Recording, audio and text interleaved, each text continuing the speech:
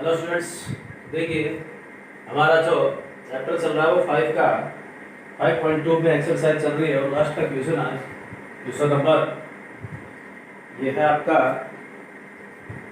15। ये दे रखा if x1 y1 x2 y2 x3 y3 and a are इसके vertex and sides of an equatorial triangle respectively then prove that. तो आपको ये सिद्ध करना है कि x1 y1 x2 y2 x3 y3 एक समबाहु त्रिभुज के शीर्ष दे रखे हैं और उसकी भुजा क्या दे रखी है a। तब आपको सिद्ध करना है x1 x2 x3 y1 y2 y3 2 2 2 बराबर 3a की 4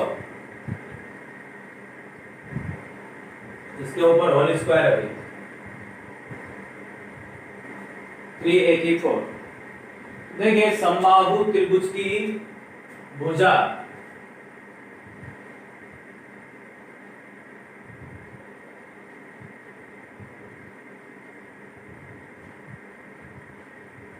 क्या दे रखी है आपको,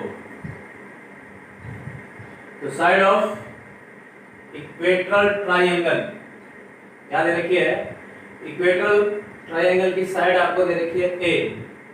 तो समबाहु त्रिभुज का क्षेत्रफल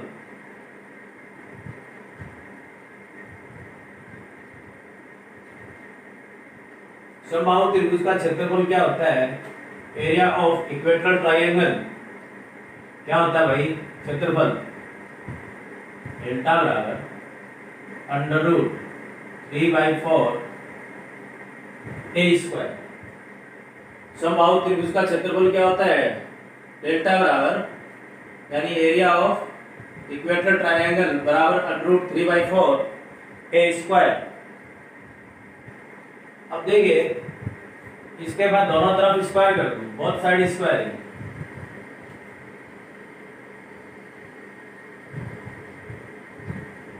बोथ साइड स्क्वायर करेंगे तो ये आ जाएगा डेल्टा स्क्वायर बराबर 3/16 a की 4।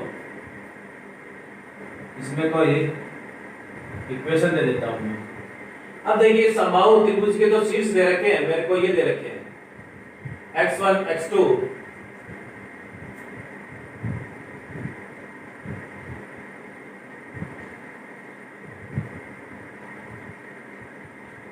के शीर्ष क्या दे रखे हैं, x1 y1 x2 y2 x3 y3। तब देखिए डिटरमिनेंट बराबर क्या होता है, 1/2 x1 y1 1 x2 y2 1 x3 y3 1। ये होता है ना, त्रिभुज के शीर्ष से दे रखे हैं तो डिटरमिनेंट, तो इसका क्षेत्रफल क्या होता है, डेल्टा बराबर यानी एरिया ऑफ ट्रायंगल बराबर 1/2 x1 y1 1 x2 y2 1 x3 y3 1।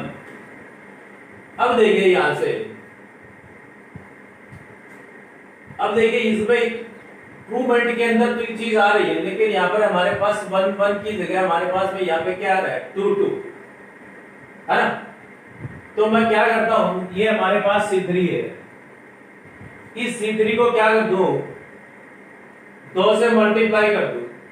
किससे कर दूं, 2 से मल्टीप्लाई कर दूं। तो देखिए यानी कि C3 को 2 से गुणा कर दें, और गुणा भी ऐसा होना चाहिए कि इस डिटरमिनेंट पे कोई फर्क नहीं पड़ना चाहिए। तो यानी कि 2 से अगर C3 को मल्टीप्लाई कर रहे हो तो 2 से इसको बाहर डिवाइड भी करना पड़ेगा आपको, ध्यान रखना इस बात को। अगर C3 को 2 से मल्टीप्लाई कर रहे हो, अगर आप सीधा ही कर रहे हो तो गलत कर रहे हो। क्यों, क्योंकि डिटरमिनेंट पे फर्क पड़ेगा उसमें। यहां पर 2 से अगर मल्टीप्लाई कर रहे हो तो आपको यहां पर 2 से डिवाइड भी करना पड़ेगा बाहर। तो मैं डिवाइड करता हूं, देखिए मैं C3 को 2 से मल्टीप्लाई करूंगा तो यहां पर 2 से डिवाइड करूंगा तो 1/2 पहले से है, तो 1/4 x1 x2 x3 y1 y2 y3 2 2 और 2 ये आ जाएगा। ठीक है भाई। इसको प्रूवमेंट को देखिए आप, ये समबाहु त्रिभुज के क्या दे रखे हैं, शीर्ष दे रखे हैं, तो हमारे पास क्षेत्रफल होता है 1/2, ये फॉर्मूला हमारे पास डिटरमिनेंट फॉर्म में होता है। अब यहाँ पर मैं देखता हूँ तो यहाँ पर देखिए 2 2 2 दे रखे, बाकी तो सेम आ रहा है, यानी कि इसको इसने किससे मल्टीप्लाई किया है, 2 से। 2 से मल्टीप्लाई करेंगे तो देखिए बाहर इस C3 को 2 से मल्टीप्लाई करेंगे तो बाहर डिटरमिनेंट को 2 से डिवाइड भी करना पड़ेगा, क्योंकि डिटरमिनेंट में फर्क नहीं पड़ना चाहिए। तो देखिए 1/2 पहले से था, तो 1/2 से मैं और मल्टीप्लाई करूंगा तो 1/4, और ये 2 से मल्टीप्लाई हो गया। अब मैं इसको दोनों तरफ क्या कर दूं, इसके स्क्वायर कर दूं, क्योंकि इसके ऊपर क्या चाहिए, मेरे को स्क्वायर चाहिए। तो देखिए मैं इसको एक, तो इसको मैं 2 दे देता हूं इक्वेशन 2 को दोनों तरफ क्या कर दे, इक्वेशन 2 के क्या कर दे, स्क्वायर कर दे दोनों तरफ। तो ये आ जाएगा डेल्टा स्क्वायर बराबर 1/16, स्क्वायर करेंगे डेल्टा स्क्वायर बराबर 1/4 का होल स्क्वायर करेंगे 1/16, और इसके डिटरमिनेंट के बाहर क्या आ जाएगा, स्क्वायर आ जाएगा।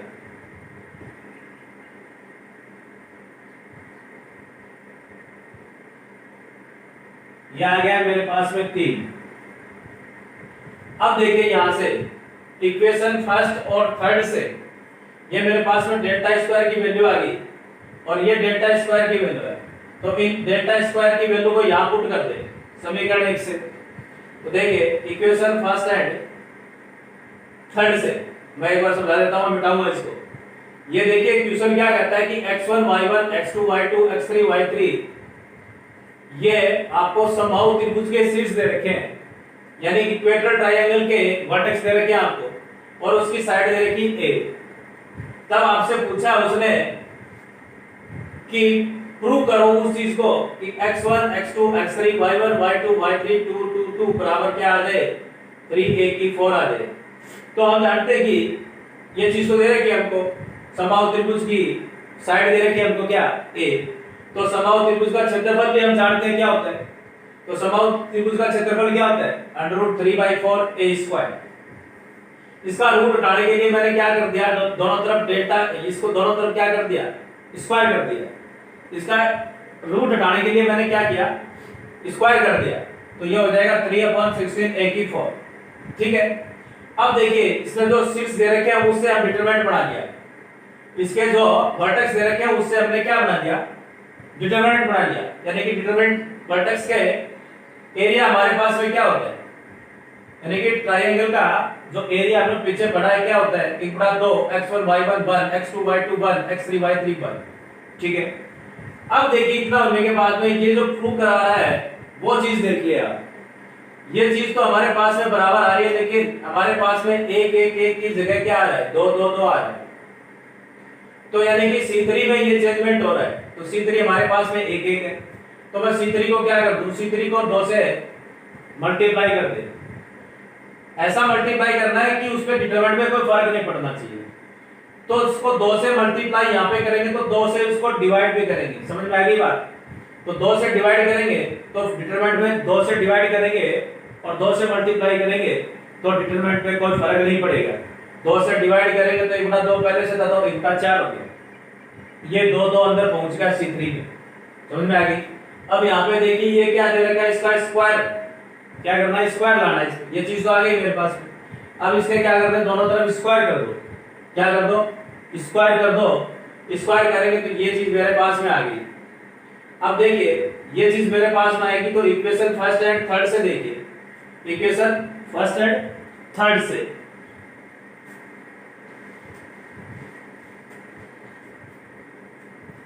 डेल्टा स्क्वायर की वैल्यू मेरे पास में क्या आ गई, 1/16 x1 x2 x3 y1 y2 y3 2 2 2 और इस पे स्क्वायर बराबर। ये देखिए डेल्टा स्क्वायर है ना, इक्वेशन फर्स्ट एंड थर्ड से कर रहा हूं, डेल्टा स्क्वायर की वैल्यू ये मेरे पास बराबर 3/16 a की 4, 16 से 16 चला जाएगा तो क्या आ जाएगा भाई, ये आपका प्रूवमेंट आ जाएगा। क्या आ जाएगा, प्रूवमेंट आ जाएगा x1 y1 2 x2 y2 2 x3 y3 और 2 और इसका स्क्वायर बराबर क्या आ जाएगा, 3a की 4। ये इसका प्रूवमेंट आ गया, यानी कि सवाल से ही इसको प्रूव करना है भाई।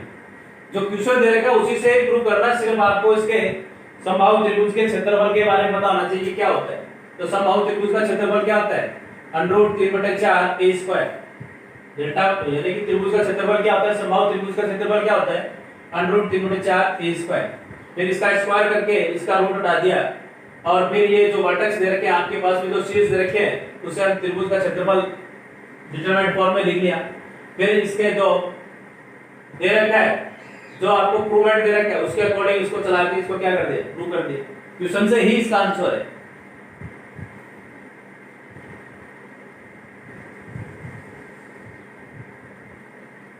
अब देखिए आपके आते हैं मिसलेनियस। मिसलेनियस में देखिए पहला ही सवाल है a बराबर ये चीज, तो फाइंड a इनवर्स। तो a इनवर्स फाइंड करना है इसका। ध्यान रखना भाई ये क्वेश्चन इंपॉर्टेंट है, मैं पहले कर देता हूं आपको। ये बड़ा क्वेश्चन इंपॉर्टेंट है, कभी आया तो नहीं है लेकिन है अच्छा सवाल। ये अपने आप में एक अलग ही सवाल है।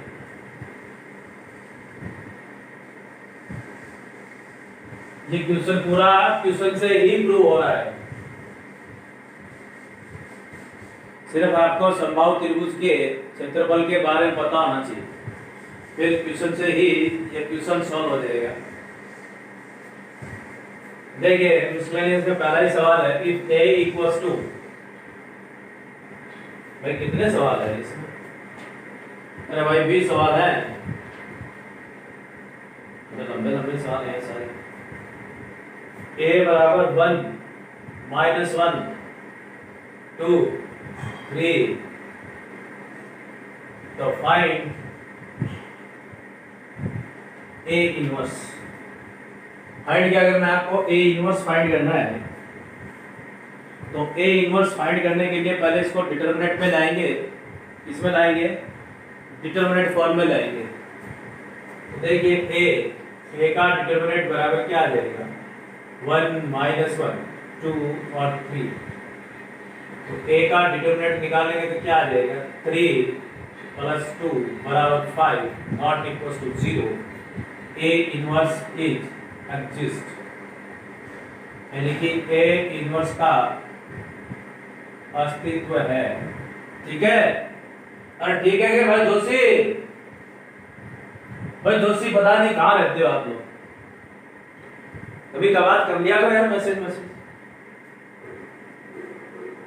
जोशी का कुछ अता पता ही नहीं है भाई, कहाँ रहता है पता नहीं, गांव छोड़ के भाग गया क्या? अरे भाई कभी तो कर लिया करो कुछ मैसेज।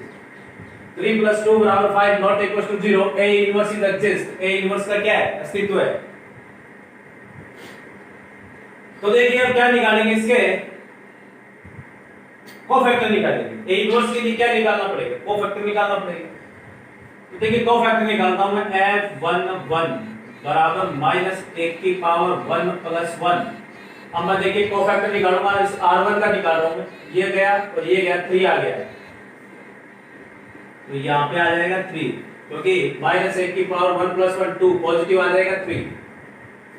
f12 बराबर -1 की पावर 1 + 2। f12 बराबर -1 की पावर 1 + 2। तो देखिए इसका निकालेंगे। f12 का निकालूंगा, ये पता है ये चला जाएगा, तो इसका मतलब क्या जाएगा? ये चला जाएगा और ये चला जाएगा, 2 आ जाएगा भाई। क्या आ जाएगा? 2 आ जाएगा। तो ये आ जाएगा -2। f21 बराबर -1 की पावर 2 + 1। अब इसका निकालेंगे, ये गया तो ये आ जाएगा -1। 2 + 1 3, माइनस का यहाँ से तो माइनस का ये, प्लस का ये। f22 निकाल लो। f22 निकालेंगे तो 2 + 2, f22 निकालेंगे तो ये चला जाएगा और ये चला जाएगा, 1 आ जाएगा। तो क्या आ जाएगा? 1 आ जाएगा। अब इन सेकंडों से यानी इस कोफैक्टर से बनने वाली मैट्रिक्स उसको मान लेते हैं b। b बराबर 3 -2 1 और 1। अब देखिए एडजर्ट निकालेंगे, इसका एडजर्ट निकालेंगे भाई। इसका क्या निकालेंगे? एडजर्ट निकालेंगे दोषी जी। इसका क्या निकालना पड़ेगा, एडजॉइंट निकालना पड़ेगा। तो एडजॉइंट निकालेंगे यानी कि b का ट्रांसपोज कर दो, इसका b का ट्रांसपोज करेंगे तो देखिए 3 - 2 1 और 1 आ जाएगा। क्या आ जाएगा, 3 - 2 1 और 1। तो देखिए अब देखिए a इनवर्स बराबर क्या हो जाएगा, a adjoint J a upon a का डिटरमिनेंट। a इनवर्स बराबर a adjoint J a upon a का डिटरमिनेंट। तो देखिए a इनवर्स बराबर एडजॉइंट a का डिटरमिनेंट क्या आ गया मेरे पास में 5, 1/5, 3 1 -2 और 1। ये इसका आंसर आ गया भाई। a इनवर्स बराबर 1/5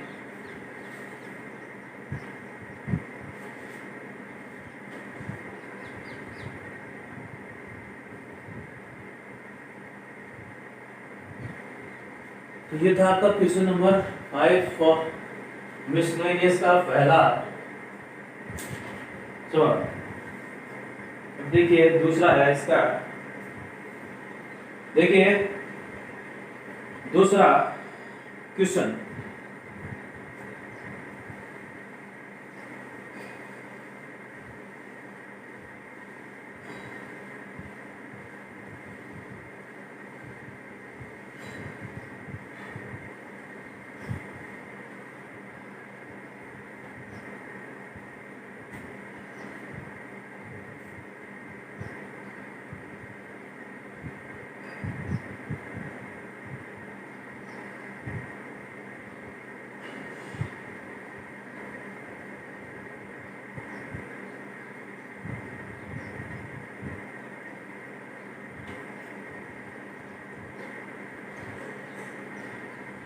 इसका भी क्या फाइंड करना भाई, ए इनवर्स याद करना है। क्या याद करना है, ए इनवर्स फाइंड करना है इसका। तो पहले क्या निकालेंगे, इसका ए का डिटरमिनेंट निकाल दो भाई, प्रसार कर दो इसका। ए का डिटरमिनेंट निकालो।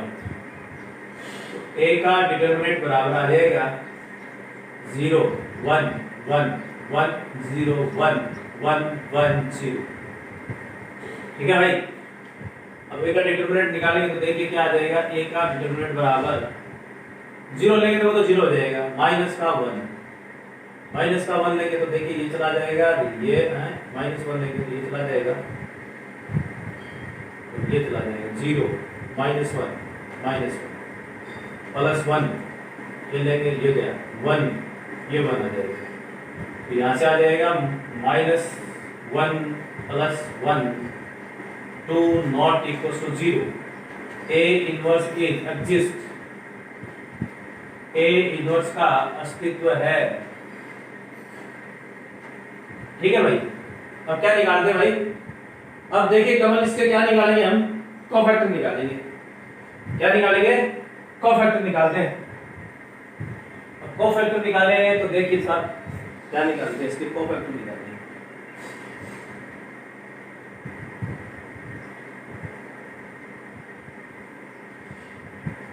अब देखिए इसका f1 निकालता हूं -1 की पावर 1 + 1। कोफैक्टर निकालते हैं, देखिए भाई इसके तो ये चला जाएगा, ये चला जाएगा, हाँ ये चला गया, ये चला 0 -1 और तो ये आ जाएगा -1।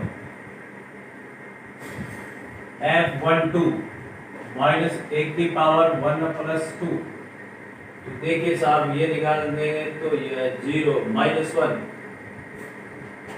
यहाँ से -1, यहाँ से -1 + 1 आ जाएगा। क्या आ जाएगा, यहाँ से -1, यहाँ से माइनस, ये भाई मैग्नीट्यूड नहीं, तो यहाँ मैग्नीट्यूड करके इसको पॉजिटिव बना दो, समझ में आएगी ना बात आपको। ये मैग्नीट्यूड नहीं इसका, यहाँ 1 आ गया ना। अब निकालते हैं f11 f12 f13 निकाल दो इसका। f13 निकालेंगे तो देखिए -1 की पावर 1 + 3, इसका निकालेंगे तो देखिए ये चला जाएगा, 1 आ जाएगा भाई, ये 1 आ जाएगा, 3 + 1 4 पॉजिटिव आ जाएगा, ओ सॉरी 1 आ जाएगा।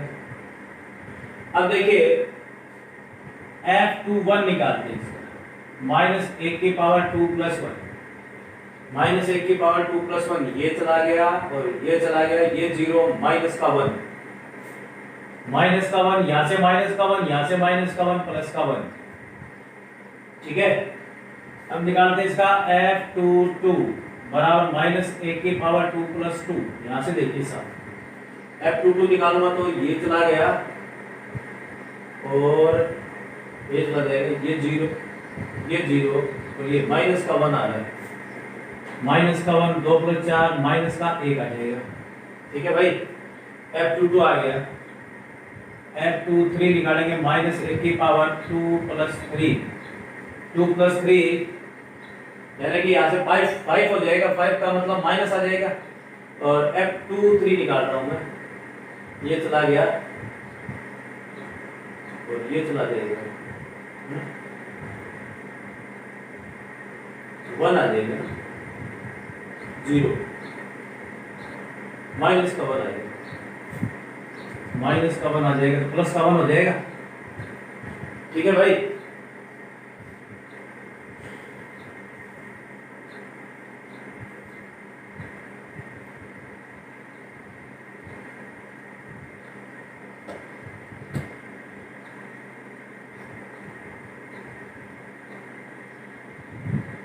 अब देखिए निकालते हैं हम लोग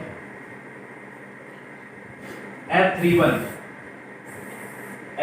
निकालेंगे माइनस ए की पावर 3 प्लस 1। तो देखिए F3 प्लस 1 निकला, ये गया 1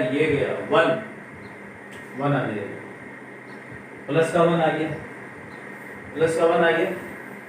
F32 निकालेंगे तो क्या आ जाएगा, माइनस ए की पावर 3 प्लस 2, F3 प्लस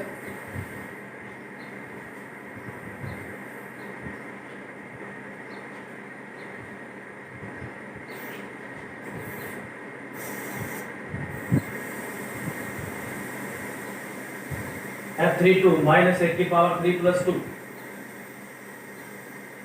तो F32 निकालूंगा तो देखिए ये चला जाएगा, ये चला जाएगा, ये माइनस का 1, 3 2 5 माइनस माइनस प्लस का 1। F33 निकालेंगे माइनस ए की पावर 3 प्लस 3 का निकालेंगे तो ये चला जाएगा, ये चला जाएगा, 0 माइनस 1 माइनस का 1 आ गया। अब देखिए इससे निर्मित मैट्रिक्स बना लो, यानी कि सेकंड से प्राप्त होने वाली मैट्रिक्स।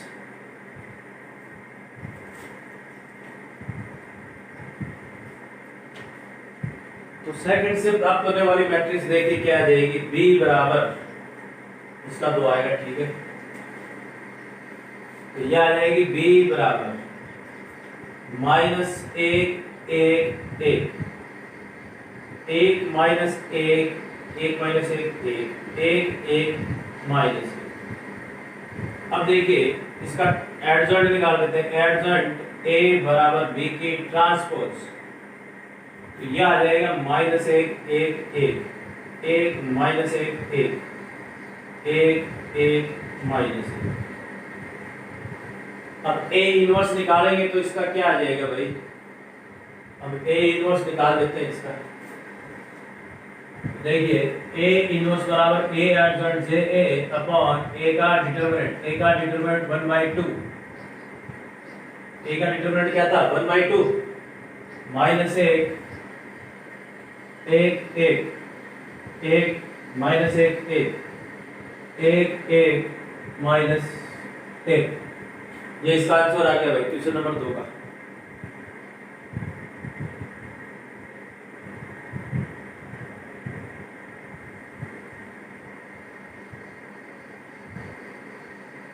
आगे देखिए क्वेश्चन नंबर 3 का।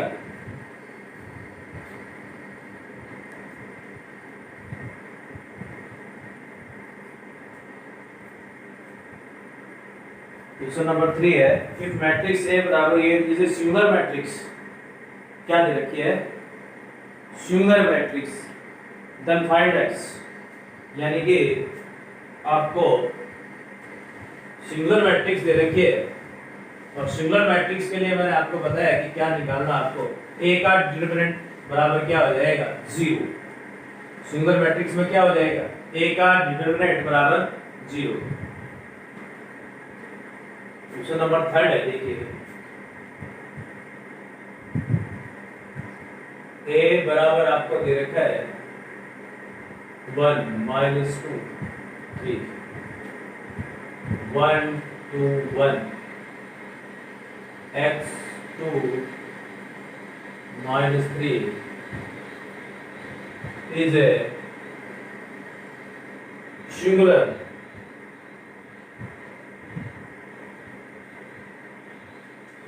मैट्रिक्स। सिंगुलर मैट्रिक्स है ये। तो आपको x की वैल्यू फाइंड करनी, क्या करनी? सिंगुलर मैट्रिक्स है तो फाइंड x को फाइंड करना है। देखिए इस पहले ए डिटरमिनेंट निकाल लेते हैं हम। 1 माइनस 2 3 1 2 3 x 2 माइनस 3 और ये कहता है कि सिंगुलर मैट्रिक्स है। तो सिंगुलर मैट्रिक्स है तो इसका मतलब 1 माइनस 2 3 1 2 3 x 2 माइनस 3 बराबर क्या हो जाएगा? 0। सिंगुलर मैट्रिक्स होगा तो a का डिटरमिनेंट बराबर क्या हो जाएगा? 0। तो देखिए यहां से इसको सॉल्व करें, इसको x की वैल्यू निकालेंगे हम लोग। इसका विस्तार कर दो भाई, एक्सपेंशन कर दो इसका। 1 माइनस का 6 और माइनस का 6 माइनस माइनस प्लस का 2 माइनस का 3 माइनस का 3x माइनस का 3 माइनस का 3 माइनस का 3x प्लस 3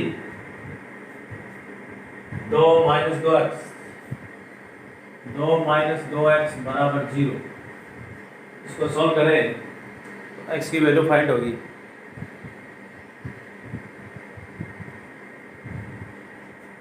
x को सॉल्व करेंगे तो यहां से देखिए माइनस का 12 माइनस का 6 माइनस का 6x प्लस का 6 माइनस का 6x बराबर 0। प्लस का 6 माइनस का 6 कट गया, माइनस का 12 और माइनस का 12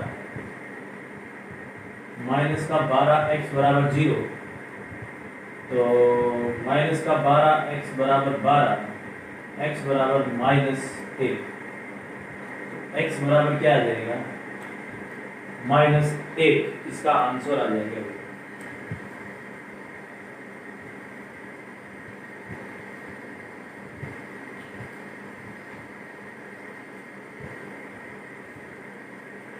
अब देखिए क्वेश्चन नंबर 4।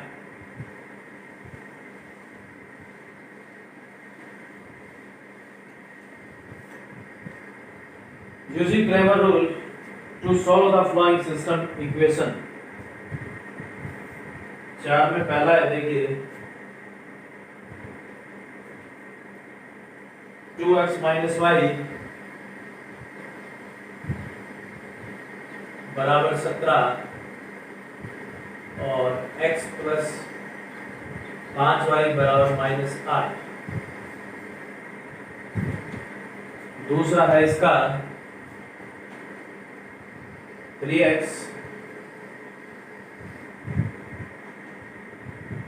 ay बराबर 4 2x प्लस ay बराबर 2। तीसरा है इसका x plus 2y plus 3z बराबर 6। 2x plus 4y plus z बराबर 7। 3x plus 2y plus 9z बराबर 40। देखिए 4 में 3 पार्ट दे रखे हैं, उसमें मैं एक पार्ट बता रहा हूँ आपको।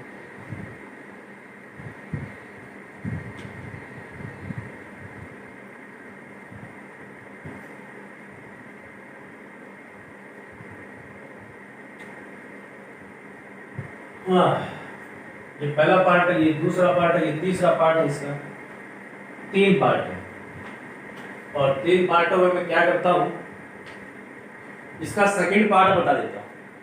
क्या बता दूँ? इसका सेकंड पार्ट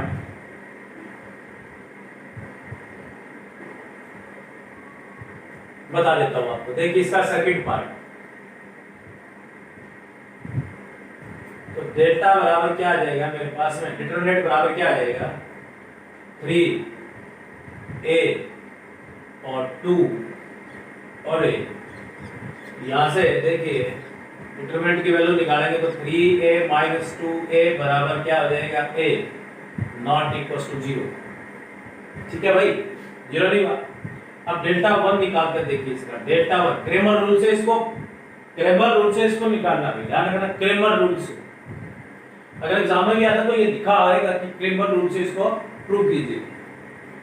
डेल्टा 1 निकालूंगा तो देखिए पहले कौन आ जाएगा, पहले 4 और 2 आएगा, 4 और 2 पहले आएगा, फिर a आएगा, फिर a आएगा तो आएगा 4a माइनस 2a बराबर क्या आ जाएगा, 2a नॉट इक्वल टू 0। फिर डेल्टा 2 निकालता हूं इसका, क्या निकाल लो, डेल्टा 2 निकल के आएगा तो पहले कौन आ जाएगा, 3 और 2, क्या आ जाएगा 3 और 2 और 4 और 2 आ जाएगा। तो इसको सॉल्व करेंगे तो कितना आ जाएगा, ये 6 माइनस 8 बराबर माइनस का 2 नॉट इक्वल टू 0। अब क्रेमर रूल से इसको प्रूव करना है, तो यानी इसका मतलब x और y की वैल्यू आपको फाइंड करनी है। तो x बराबर देखिए क्या होता है, x बराबर डेल्टा 1 अपॉन डेल्टा होता है। तो x बराबर डेल्टा 1 मेरे पास में क्या आ गया, 2a अपॉन डेल्टा का मान मेरे पास में आ गया a, तो a से a कटा x का मान 2 आ गया। अब y की वैल्यू निकालेंगे तो डेल्टा 2 अपॉन डेल्टा होगा, तो डेल्टा 2 मेरे पास में कितना आ गया, माइनस का 2 और नीचे क्या आ जाएगा भाई a, ये इसका आंसर हो जाएगा। y की वैल्यू मेरे पास में ये आ जाएगी और x की वैल्यू मेरे पास में ये आ जाएगी। तो x और y की वैल्यू मेरे पास में आ गई। इसी प्रकार इसको सॉल्व कर सकते हो, इसी प्रकार 3 वाले को सॉल्व कर सकते हो, बताया हुआ है 3 वाला बताया हुआ है मेरा, आप इसको निकाल सकते हो। देखिए आज के लिए इतना ही होगा, धन्यवाद।